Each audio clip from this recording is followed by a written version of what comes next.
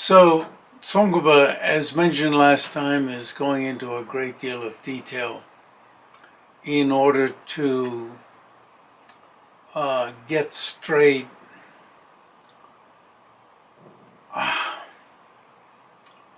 what's being refuted ultimately, and then what exists conventionally.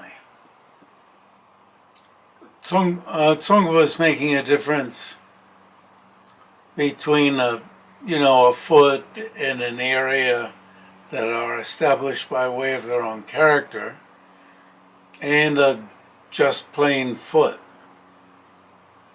Now it's clear from Tsong-kha-pa's writings in other places that we don't know the difference between a just plain foot and a foot that's established by way of its own character. And that when a foot appears, a foot established by way of its own character appears along with it. So,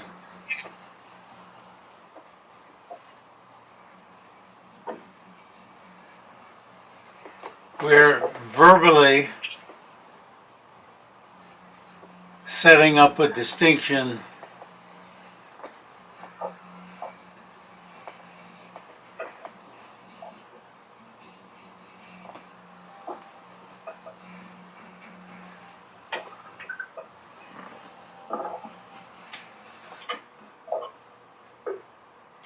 to guide us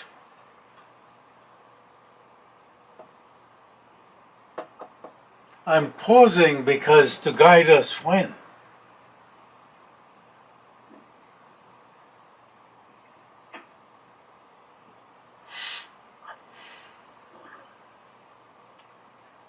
As Dendal Haramba says, and I've said it a few times earlier, meditating on emptiness, searching to find the object designated, is like mounting a wild horse. Not just any horse, a wild horse.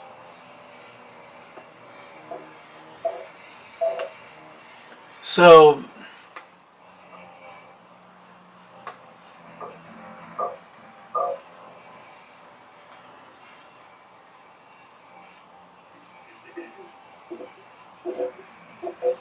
where Tsong-kha-pa is calling for us to get straight something in words,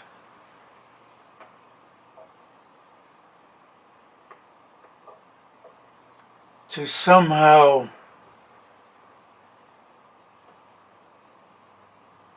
help us along the way. Now, if you think of the intense meditator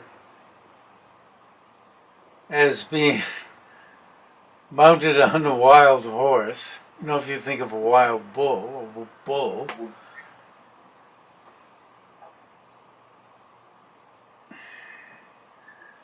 you're being thrown about. And so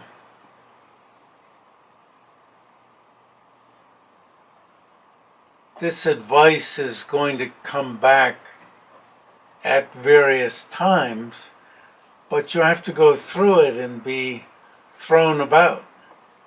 And again, sometime back, a year, 2 years ago, I told about His Holiness sitting in an armchair in Dharamsala, and if the arm was here, this is an arm, right? Well, so we'll turn it into the arm of an armchair. And he talked about, as one was trying to meditate on emptiness, being pushed from one side of the arm to another. this side, going in the analysis too far. You see, being thrown off. You could say he didn't move this over to the horse analogy, like being thrown off, but I am, this side of the horse, getting back up and riding for a while, and being thrown off that side of the horse. Do you follow? Being thrown, going to this extreme, the extreme of nihilism. There isn't any, say if you're meditating on your own body. Well, there's no body at all. And then getting back on the arm of the armchair, meditating some, and then thinking that the body inherently exists, and going to the other side, going off the arm of the armchair, or being thrown off the horse. And you know, you want to get to your destination on the horse, but you're being thrown off and deciding that, you know, the equivalent of my body inherently exists.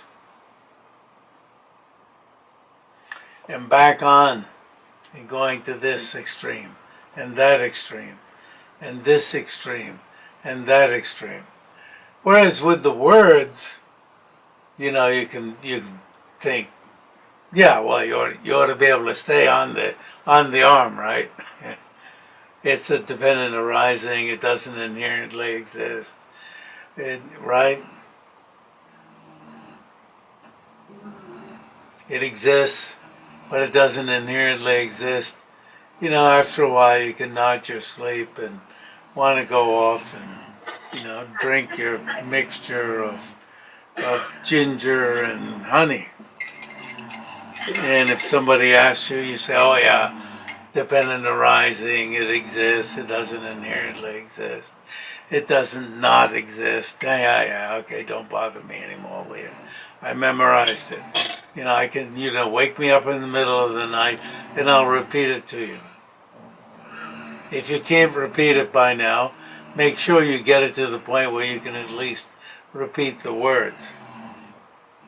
It doesn't not exist. It doesn't inherently exist, right? It exists. It's established by valid cognition.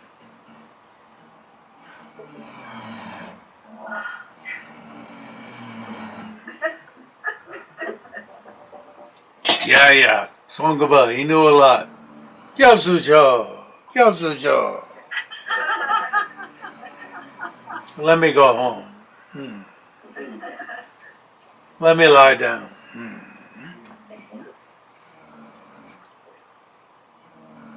But you see, you know, when you really do the search, you end up, you know, the armchair is the chasm. You're here and you're at the edge and you fall to there isn't any body at all. You go to this side and it inherently exists. And these are the two chasms. And when you fall down into some chasm, right, you hurt yourself. You don't fall into it isn't, I mean, if it was a small ditch, you probably wouldn't hurt yourself. You still could though. Some of us are old enough so we would hurt ourselves. But if you fall down a steep cliff, there's a cliff on both sides, a rock, you're going to hurt yourself. That's why, right? So, you learn to, Tsong-kha-pa wants us to learn how to set ourselves up with the words.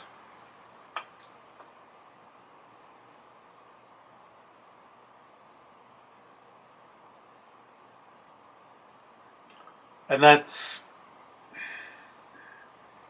looks pretty difficult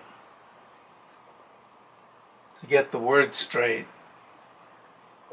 And it looks sufficiently difficult so that we might think we had accomplished something if we figured out these words. Okay, so foot. So a difference is being made between a foot and a foot established by way of its own character verbally. And so when will we really understand this? When we understand emptiness. Then we can make a difference between a foot and a foot that's established by way of its own character in our own experience. So if a foot established by way of its own character that is not any of those two, that's not the toes and that's not the heel, that if there's a foot that's, Tsong-kha-pa didn't bother to say established by way of its own character. Tsong-kha-pa's just been talking about a foot that's not any of those two. If such a one existed, and even though in relation to the parts there might not be a path between them that is not any of them,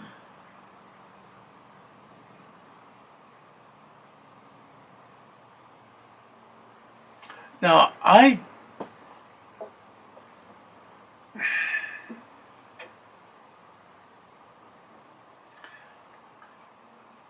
I've tried to work out these grammatical things like commas.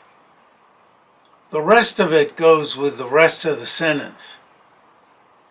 In relation to the foot doesn't go backwards. Oh, then you say then. Put a then before in relation.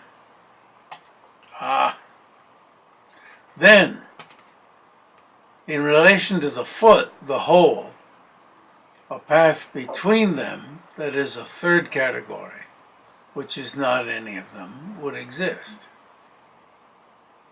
If you had such a,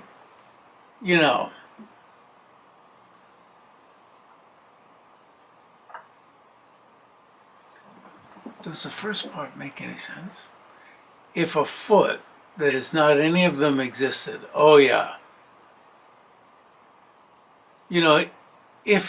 this is crazy. The first part of it is crazy. Could there be a foot that's not the toes and is not the heels? The heel? Could we have a foot that doesn't include the toes and the heel? No. But if there were a foot that didn't include the toes and didn't include the heels, then you could have a path that's a third category. There would be one. But there ain't. You see, Tsong-kha-pa has to take us through this totally simple-minded statement. You have to realize how simple-minded and crazy this statement is. If there were such a foot that didn't include the toes and didn't include the heels, then you could have a path under it that wasn't being stepped on by the toes or the heels. But there ain't no such thing.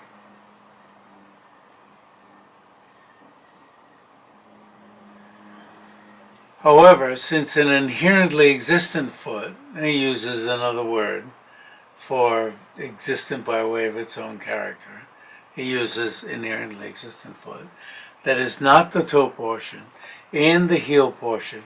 It's as if he's talking to a bunch of dummies. Us. However, since an inherently existent foot that is not the toe portion and the heel portion does not exist, relative to it, okay, then let's put another then in there. Then, relative to it, that path is not inherently existent as presently being gone over.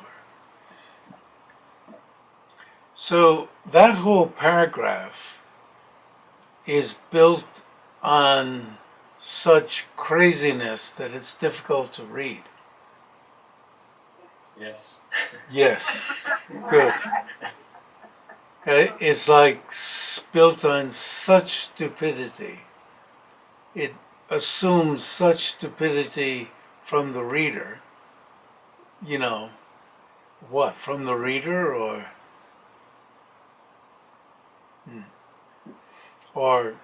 that the reader needs to be reduced to such a level of stupidity. Is that the way to put it? I think so. It's kind of sad, isn't it? But often it's interesting that I've gotten used to being treated this way.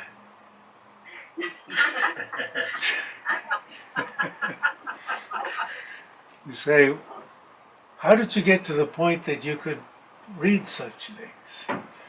Understand the point. You know, and I can add, I defy you to come up with any other meaning. It's just, he's patiently explaining this. Is the context of, I mean, we could come back at him and say, is the context of inherent existence so dumb?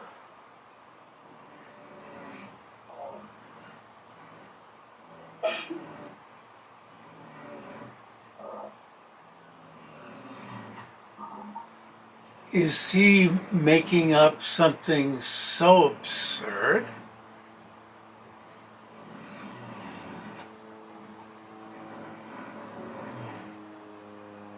You see, remember Richard Robinson, my mentor at the University of Wisconsin. Of course, Geshe Serbov was my main mentor, but Richard Robinson, my other main mentor, he said this is all a shell game, a trick, defining inherent existence so absurdly. Nobody ever asserted such inherent existence. So what is the context in which this isn't a shell game?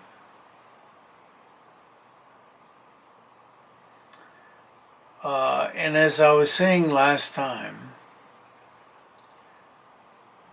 inherent existence is being viewed as a type of existence that's so concrete and is so solid that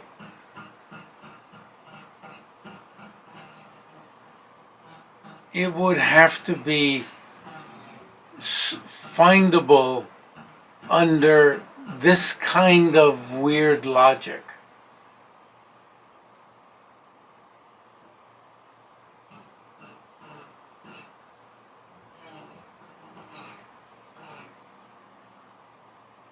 In other words, he's building up to saying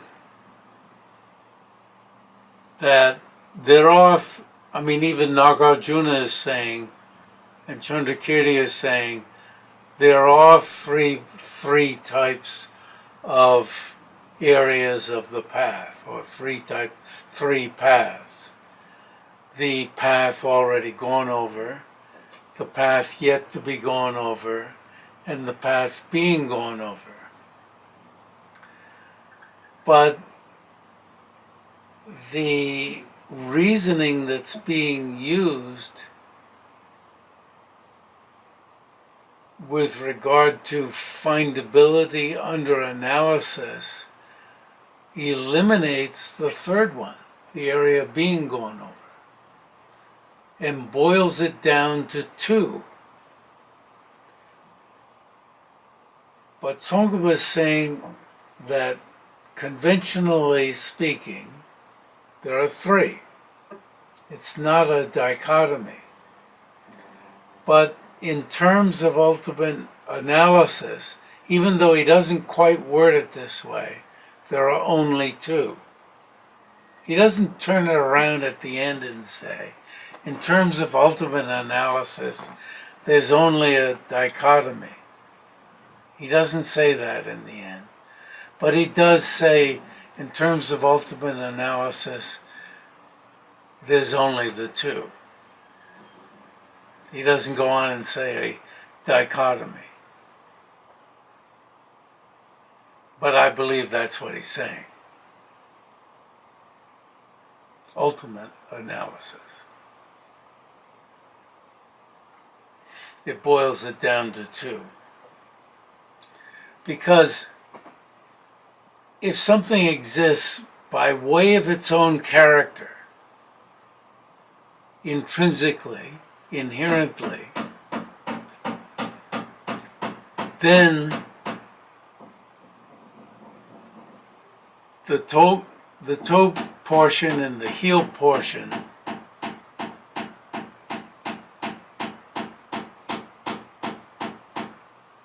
you've already eliminated. Yeah. And the middle portion isn't enough for the foot.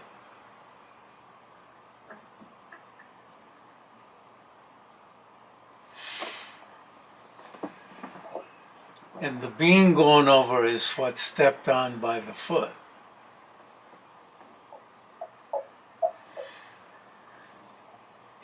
And what Tsong-kha-pa is so good, and what a good Lama is so excellent at pointing out, is that in our own experience, the being gone over is something that's so concrete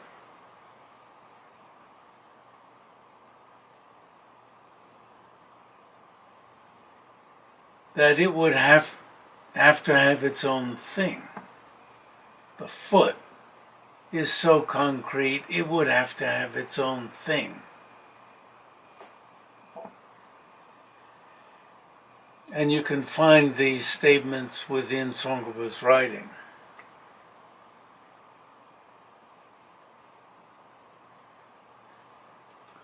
And coming to experience this yourself,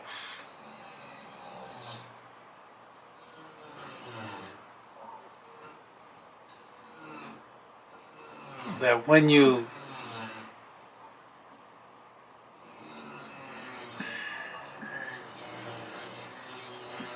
I'm upset about the infestation of particles that have destroyed my fine working, bellowing lungs,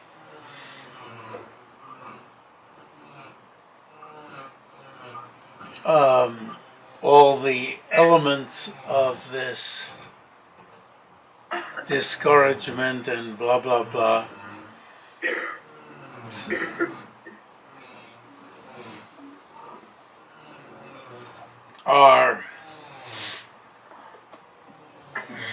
have a certain status,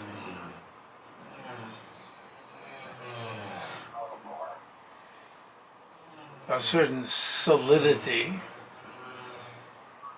The Tibetan word is anamata poya lingewa. This, we translated, somebody's working upstairs. Lingewa, we just translate it as concretely, appears concretely, solidly. But there are other words that mean such things.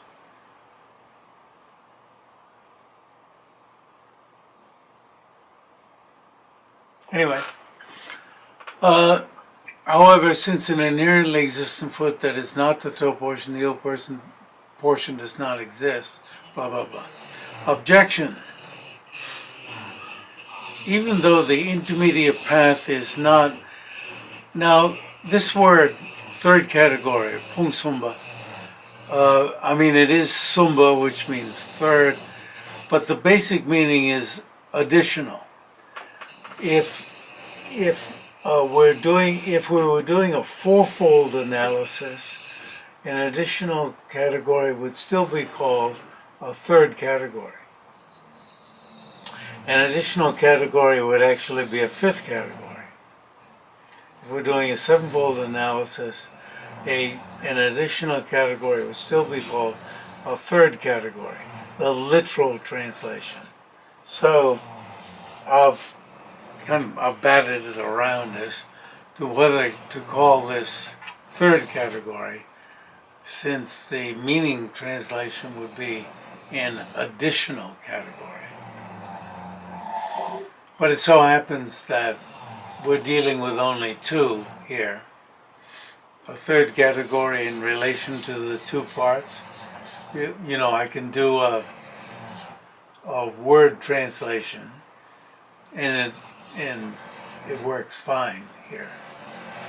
But to do a translation that'll cover all instances would be an additional category. Our third categories in relation to themselves.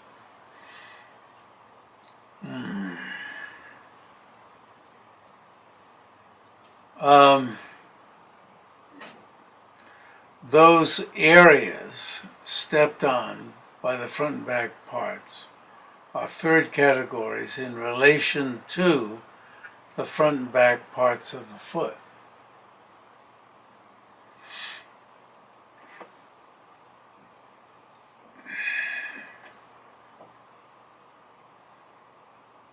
So I'm reading down it and saving my voice a little.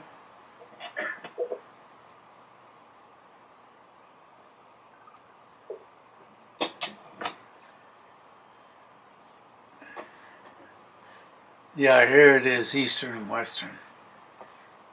So Tsong-kha-pa is preferring front and back. So I've pointed out before that in tankas, the person, deity, whatever, is usually facing east, front.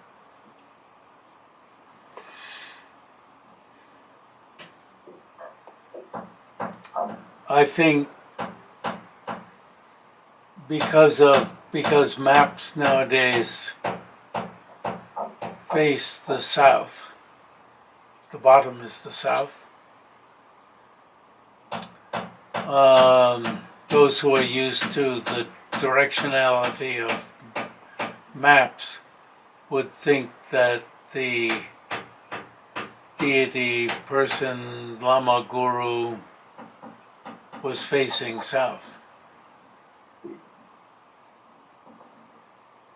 But they're imagined as facing east, facing sunrise.